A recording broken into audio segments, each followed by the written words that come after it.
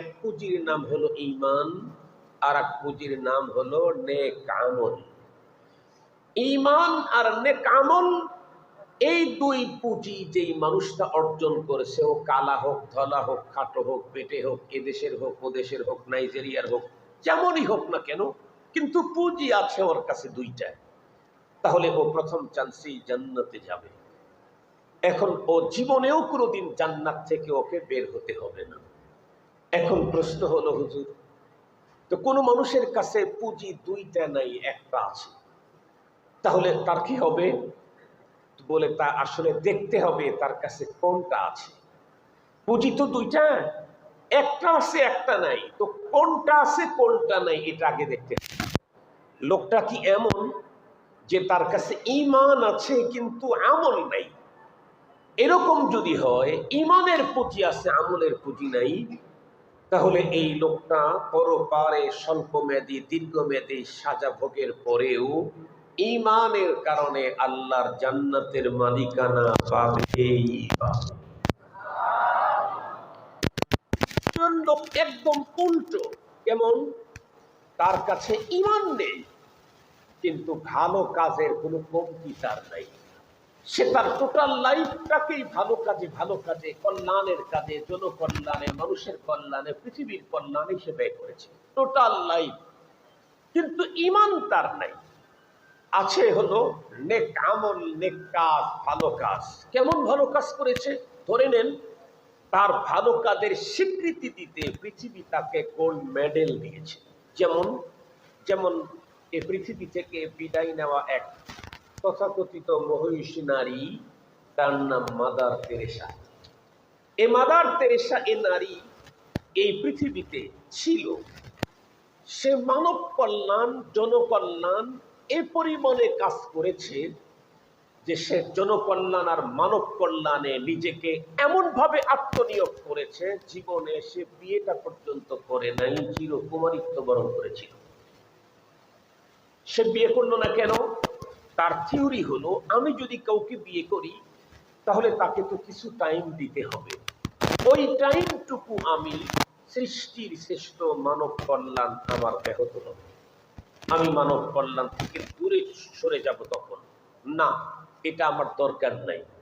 আমার জীবনের রুচি, আমার জীবনের স্বাদ, আমার যৌবনের স্বাদ, এটা আমার দরকার নাই। আমি আমার টোটাল লাইফ এবং আমার জীবন এবং যৌবনের সকল মজাকেই বিলি করলাম সৃষ্টির শ্রেষ্ঠ মানব কল্যাণে। মেয়েটা কিন্তু অনেক ভালো কাজ করেছে, যার কারণে দুনিয়া তাকে কয়েকবার গোল্ড মেডেল দিয়েছে, কয়েকবার তাকে গোল্ড মেডেল দিয়েছে মানব সেবায়। কিন্তু সেই মেয়েটি পৃথিবী থেকে চলে গেছে, সে ইমানদার ছিল না। বলুন তো দেখি, এই মেয়েটি কি জান্নাতি হবে? একটু জোরে বলেন না কেন? জান্নাতি হবে? কোনোদিন কি জাহান্নাম থেকে মুক্তি পাবে? কেন? নেকির কাজ তুমি যতই করো, তুমি বাইতুল্লাহকে নতুন করে নির্মাণ করে দাও তোমার টাকা দিয়ে, তুমি মসজিদে নববীকে এক্সটেনশনে তোমার সম্পদ অনেকটাই তুমি ব্যয় করে ফেলো, এই জাতীয় আরো আরো আরো উন্নত থেকে উন্নত যত কাজই তুমি করো, কিন্তু তোমার ভিতরে যদি বিশ্বাসের এই সম্পদ না থাকে, ঈমানের সম্পদ না থাকে, তাহলে সারা দুনিয়ার সমস্ত নেক কাজ তুমি একা করলেও এই নেক কাজের প্রতিদানে দুনিয়াতে তুমি সম্মান পাবে, মর্যাদা পাবে, সুখে থাকবে, কিন্তু মরণের পরে তোমার সাথে জান্নাতের দেখা হবে না। খুব ভালো করে বুঝবেন, কোন একজন মানুষ একটা নেকির কাজ করতে পারে নাই, কিন্তু বিশ্বাস তার ছিল আল্লাহর প্রতি, পরপারের প্রতি, ফেরেশতাদের প্রতি, আসমানি কিতাবের প্রতি বিশ্বাস তার ছিল, ঈমান তার ছিল, আছে, এবং সে ঈমান নিয়েই কবরে গেছে। ঈমান ভেঙ্গে যায় নাই, তবে তার ঈমানটা ছিল একেবারে দুর্বল। একেবারে দুর্বলওয়ালা ঈমান যদি ঈমান নিয়ে শুধু কবরের জগতে ঢুকতে পারে, তাহলে তার আমল নামায় যদি গুনাহ, নেকি নাই, গুনাহ অথবা নেকি আছে একদম কম, বলে এই লোকের তেমন কোনো পেরেশানি নাই, এই লোকটা যদি পৃথিবীতে 3 অপশনের কোনো এক অপশন রেখে যেতে পারে, অথবা 3 অপশন যদি তার জন্য থাকে, তাহলে তার কোনো তেমন পেরেশানি নেই। আল্লাহ পাকের রাসূল বলেন, ইদা মাতাল ইনসানু ইনকাতা আনহু আমালুহু ইল্লা মিন সালাস। মানুষ যখন মরে যায় তখন তার আমলের সকল দরজা বন্ধ হয়, তবে 3টা দরজা খোলা থাকে। কথার কথা বলি, কোনো একজন মানুষ একেবারে টাকরা নওজোয়ান, 24-25 বছর বয়স, তার দেখতে বড় সুন্দর, সুঠাম দেহের অধিকারী, অসুস্থতা বলতে কিচ্ছু তার নাই। শোনা যায় না? হায় হায়,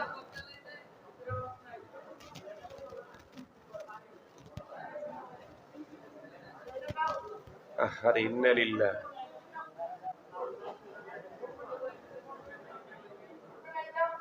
দিচ্ছে দিচ্ছে দিচ্ছে দিচ্ছে, একটু সময় দেন। বেশি লোক কথা বললে কাজ পিছিয়ে যাবে। আজান কখন? হ্যাঁ, 4:15। ঠিক আছে, অসুবিধা নেই, 4:15 মধ্যে বিশেষ করে।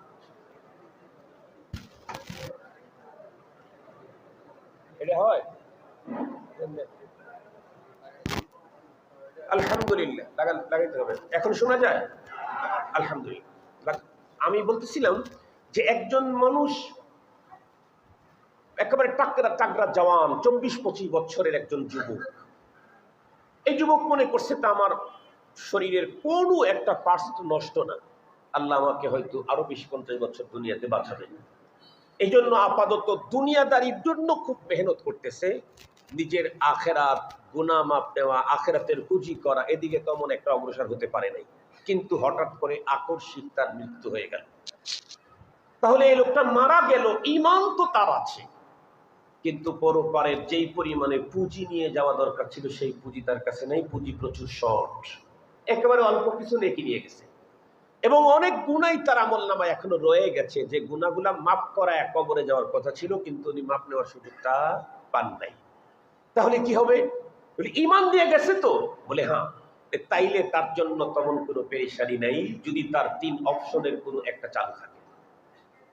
তার 1 নাম্বার হলো, ছেলেটা ছিল হাফেজে কোরআন, আলেম। ও 25 বছর বয়সেই ওর কাছ থেকে 200 ছাত্র হাফেজে কোরআন হয়ে গেছে। কথার কথা, 200 ছাত্র তামাম জীবনে যতবার কোরআন তেলাওয়াত করবে, কোরআন তেলাওয়াতের সবাই মিলে যেই পরিমাণে নেকি পাবে, ওই ওস্তাদ তাদের সিনাতে আল্লাহর কোরআন ঢুকায় দেওয়ার কারণে সবার সম পরিমাণে নেকি কন্টিনিউ তার আমলনামায় ঢুকতে থাকে। নেকি নিয়ে গেছিল 10,000, দৈনিক তার অ্যাকাউন্টে ঢুকতেছে 10,000 কোটি করে নেকি। অথবা তার একটা ছেলে রেখে গেছে, মৃত্যুর আগে বলে গেছে, আমার ছেলেটাকে আলেম বানাই। সে জীবদ্দশায় চেষ্টাও করে গেছে। ছেলে এখন বাবার মরণের পরে প্রতিদিন 5 ওয়াক্ত সালাতের পরে আল্লাহর কাছে হাত তুলে দোয়া করে, রব্বানা ইগফির লানা ওয়া লিওয়ালিদাইনা ওয়া লিউস্তাদিনা ওয়া লিশাইখিনা ওয়া লিমাশাইখিনা ওয়া লিআহবাবিনা ওয়া লিআসওয়াজিনা ওয়া লিযুররিয়াতিনা ওয়া লিআম্মিনা ওয়া লিআম্মাতিনা ওয়া লিজাদ্দিনা ওয়া লিজাদ্দাতিনা ওয়া লিমান লাহু হাক্কুন আলাইনা। এভাবে বলে বলে আল্লাহ পাকের কাছে বলে, আল্লাহ আমার আব্বারে মাফ করে দাও, আমার আব্বারে মাফ করে দাও। অনেক গুনাহ নিয়ে সে কবরে গেছে, কিন্তু তার সন্তান প্রতিদিন 5 বার নামাজের পরে বাবার কাছে সন্তান গুনাহ মাপের জন্য, বাবার গুনাহ মাপের জন্য আল্লাহর কাছে আবেদন করে। আল্লাহ যদি 10টা গুনাহ কন্টিনিউ মাফ না করে, সর্বনিম্ন একটা করে গুনাহ মাফ করে, তাহলে দেখা যাবে দৈনিক তার 5টা গুনাহ মাফ হচ্ছে। 10 বছর পর্যন্ত সন্তান মাফ চাওয়ার পরে এখন দেখা গেল ওর বাবার আর কোনো গুনাহ অবশিষ্ট নেই, সব ক্ষমা হয়ে গেছে। এখন প্রশ্ন হলো, হুজুর ছেলে আল্লাহর কাছে গুনাহ মাফ চাইলেই কি গুনাহ মাফ দিবে? আল্লাহ হ্যাঁ দিবে। কেন? এই শব্দগুলি দিয়ে দোয়া করার পদ্ধতি শিখাইছেন কে? সন্তান যখন দোয়া করে, রব্বির হামহুমা কামা রব্বায়ানি সগীরা, তখন রব তার পিতা মাতাকে আরাম আয়েশ নেকি তার অ্যাকাউন্টে ঢুকানোর ব্যবস্থা করে। কেন? এই শব্দগুলো তো কোনো পীরে শিখানো না, এই শব্দ এ দরখাস্ত কোন নবী রাসূলদের বানানো না, স্বয়ং রব শিখাইছেন। وَقَضَى رَبُّكَ أَلَّا تَعْبُدُوا إِلَّا إِيَّاهُ وَبِالْوَالِدَيْنِ إِحْسَانًا إِمَّا يَبْلُغَنَّ عِندَكَ الْكِبَرَ أَحَدُهُمَا أَوْ كِلَاهُمَا فَلَا تَقُل لَّهُمَا أُفٍّ وَلَا تَنْهَرْهُمَا وَقُل لَّهُمَا قَوْلًا كَرِيمًا واخفض لهما جناح الذل من الرحمة وقل رب ارحمهما كما ربياني صغيرا। কথাগুলি কার যেন? জোরে বলেন না, কথাগুলি কার? আল্লাহ যেই শব্দ দিয়ে আমাকে দরখাস্ত দেওয়ার অর্ডার করেছেন, সেই শব্দই যদি আমি ব্যবহার করি, এই দরখাস্ত না মঞ্জুর হওয়ার কোনো সম্ভাবনাই নাই। কিন্তু গুরুত্বপূর্ণ, সবচাইতে গুরুত্বপূর্ণ যে মেসেজটা আমি আপনাদের কাছে দিতে চাচ্ছি সেটি মনে রেখেন। একদম কঠিন দুর্বল থেকে দুর্বল ঈমান নিয়ে, অনেক গুনার বোঝা মাথায় নিয়ে, একেবারে অল্প কিছু নেকি নিয়েও যদি কেউ কবরবাসী হয়, সেই লোকটাও পরপারে মুক্তির অবস্থা অবশ্যই থাকবে তার জন্য। হইতে পারে সাজা তাকে ভোগ করতেই হবে না, যদি তার আপনজন তার মাগফিরাতের ব্যবস্থা করে, আল্লাহ পাকের কাছে তার অ্যাকাউন্টে পর্যাপ্ত পরিমাণে নেকি ঢুকিয়ে দেয়, হয়তো তাকে আর কোনো শাস্তিই নিতে হবে না। কিন্তু মনে রাখেন, পাক্কা ইমানদার মোল্লা বাড়ির ছেলে, ছোটবেলায় 5 ওয়াক্ত নামাজ পড়েছে, দিনদারি তার ভিতরে কম ছিল না, দাদা ছিল 10 গ্রামের মাত্র একজন মোল্লা এবং মা ছিল বড় দিনদার, উনিও ছোটবেলায় বড় ভালো ছিলেন, ঈমান তার পরিপূর্ণ ছিল।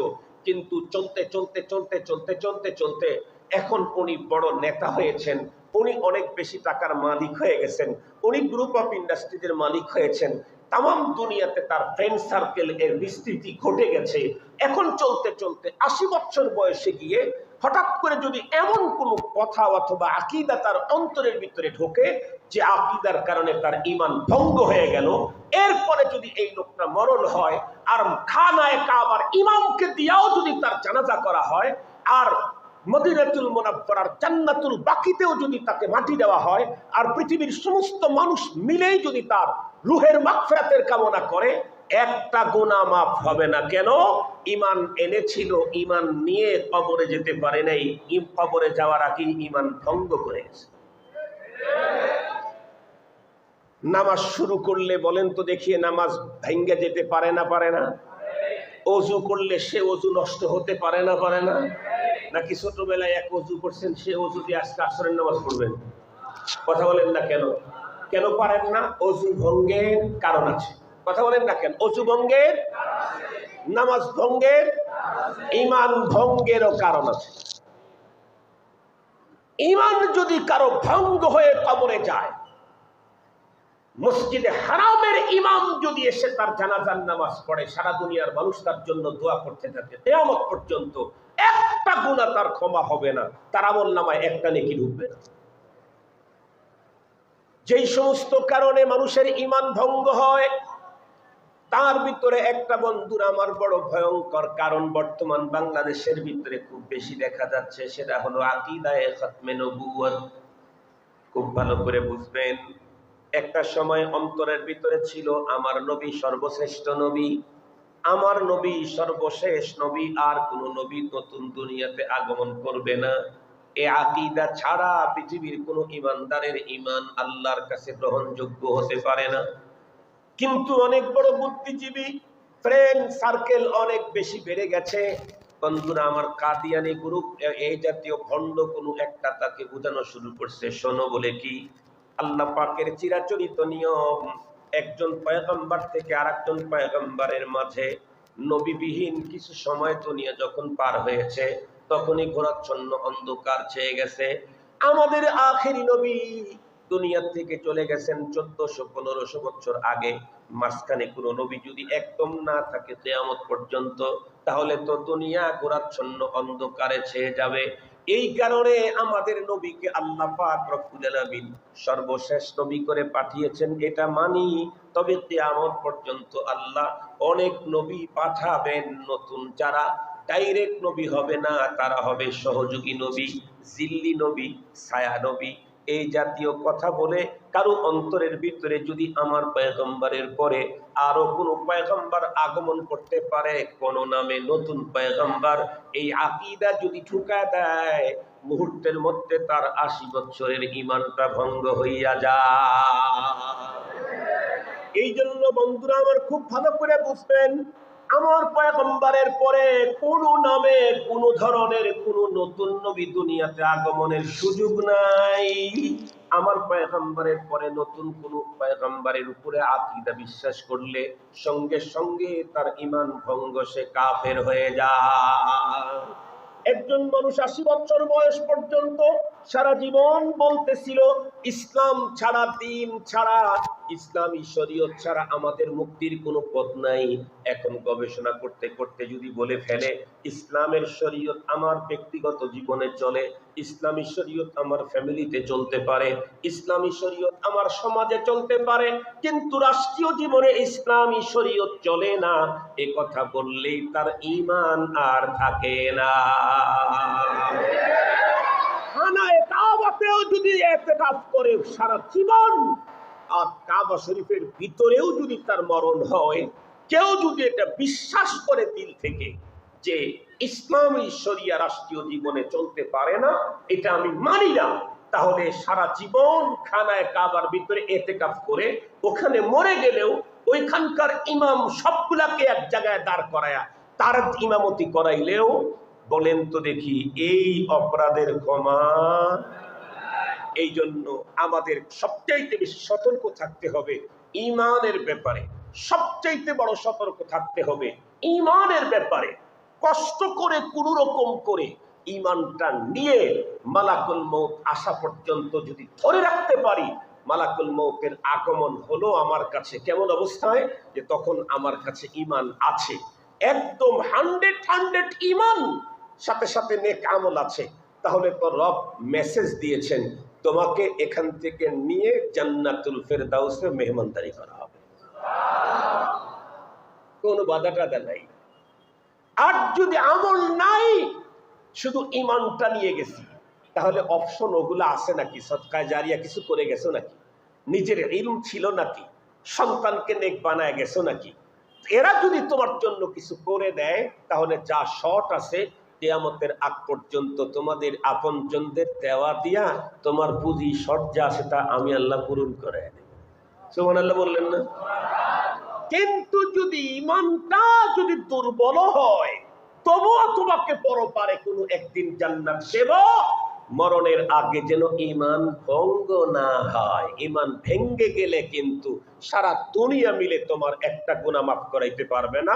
আখিরাতে যদি কোনো নবী রাসূল তোমার ব্যাপারে সুপারিশ করার কোনো পারমিশন থাকবে না। পারমিশন থাকলে তো বিশ্ব নবীজি তার চাচা আবু তালেবের জন্য প্রথম সুপারিশ করতেন। কথা বলেন না কেন?